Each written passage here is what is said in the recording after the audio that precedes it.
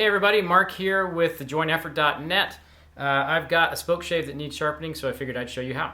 So this is a Boggs spoke shave. This is the round bottom. This is the one that I use nearly all the time when I'm making chairs or shaping any curve.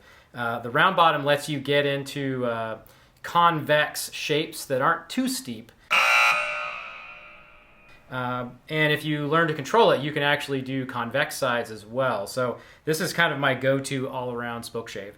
And when I'm pulling the blade out or putting it back into the body of this spoke shave, I don't pull it out the back, I push it out the front. And that just means that if I get into that habit, I'm less likely to jam a freshly sharpened iron right into the body as I'm trying to replace the blade. So I'm using an old t-shirt here to kind of clean everything off. I'm not going to disassemble the spoke shave body because it's bronze. It's not going to tarnish real bad. You're not going to get rust on the inside like you would. Most of the tarnishing that you get with bronze is just patina. It doesn't hurt the way the tool works at all. So I'm going to set this aside. All right, here's my sharpening setup. I've done some videos on the stones that I like, so you can take a look at those. I just sharpened something else, and I've only used these stones one time. I like to not flatten them as much as I have to, so I usually get one extra sharpening out of the stones by rotating them 180 degrees, because I didn't use any of this media here on the end. So maybe I should flatten them every time, maybe not. Don't tell anybody. These are the jaws that I've modified so that I can set them up by eye for 40 degrees, and that's the angle that I like to use on my spoke shaves. And I'm just looking at this, I'm seeing it's about 1/16 of an inch. And when I tighten it, I know that that's close enough for what I need. All right, I've got a pretty wide secondary bevel here. Probably the next time I get ready to sharpen this, I will need to regrind this primary bevel to make that secondary bevel move back towards the front edge. And I'm looking at this thing and I can see a nick. This thing, when I put it away, I must have been a little hard on it, because I'm going to try to rotate it slowly so you can see it. I must have bumped it against something, so I'm going to have to keep an eye on that as I'm sharpening it. So one of the things I do differently that you may or may not want to do is I put camber on my spoke shave irons. If you're building chairs and you're working mostly with round parts, so chair legs, that sort of thing, a straight blade works just fine because you're only cutting on a really narrow spot on that rounded leg. But when you get to parts like the slats in the back or the arms of an armchair, some of the facets that you're cutting are really wide. And so I like to have a cambered iron that lets me just cut a little bit out of the middle of the blade. I don't have to press down quite so hard to get a nice, clean, smooth cut. And it's just a little bit easier to work with when it's got a camber on it, in my opinion. So take that for what you will. I'm going to put some camber on this iron.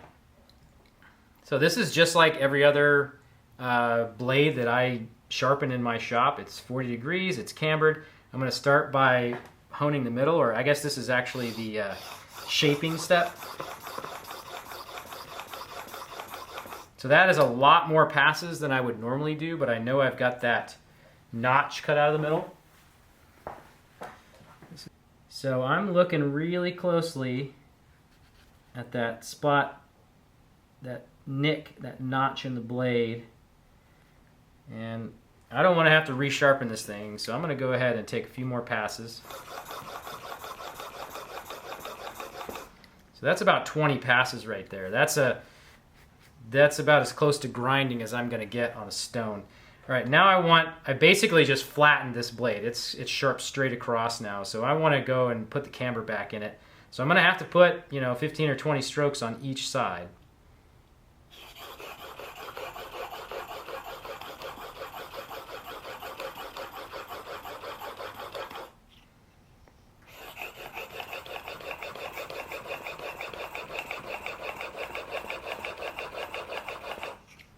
Okay, so now, if I put a straight edge up against this, you would see that I had a flat in the middle, a bevel on this side, and a bevel on that side.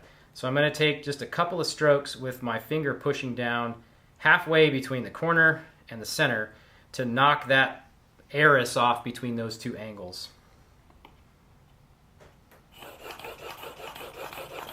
Not many.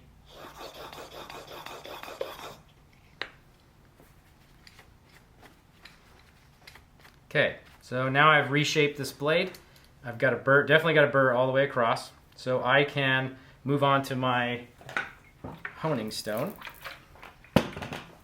And this would be just like any other sharpening step. I don't have to do extra passes on the stone here because all I'm doing is honing it. I'm not reshaping it.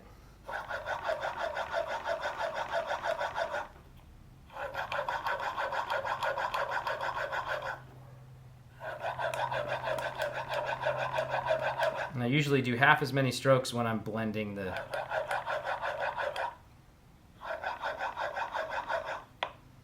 Okay.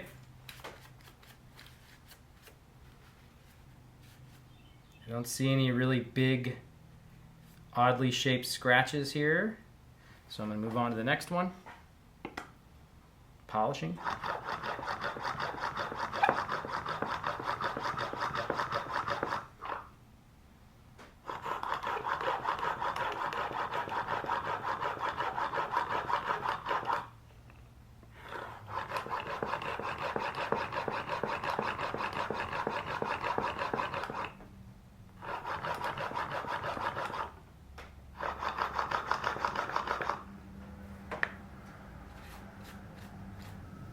Okay, that looks pretty good. Now there's one last thing I can do to make sure I got rid of that notch in the blade.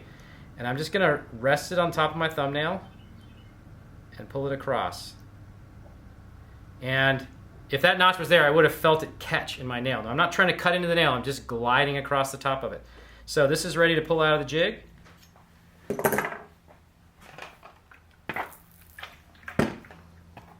Do the ruler trick.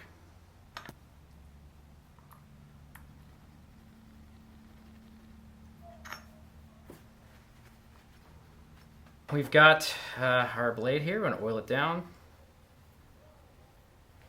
We're going to put it back in the body.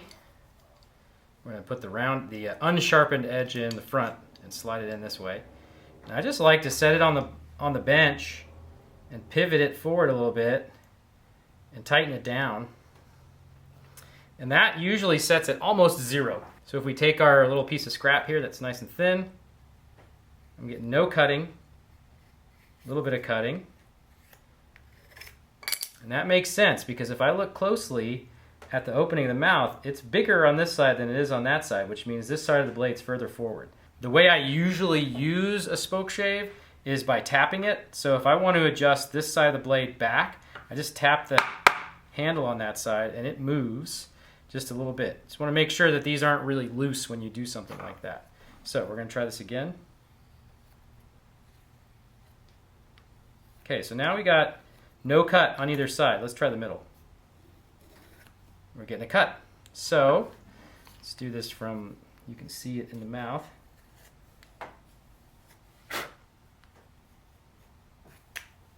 Okay, so we're only cutting in the center. That's exactly the way we want it.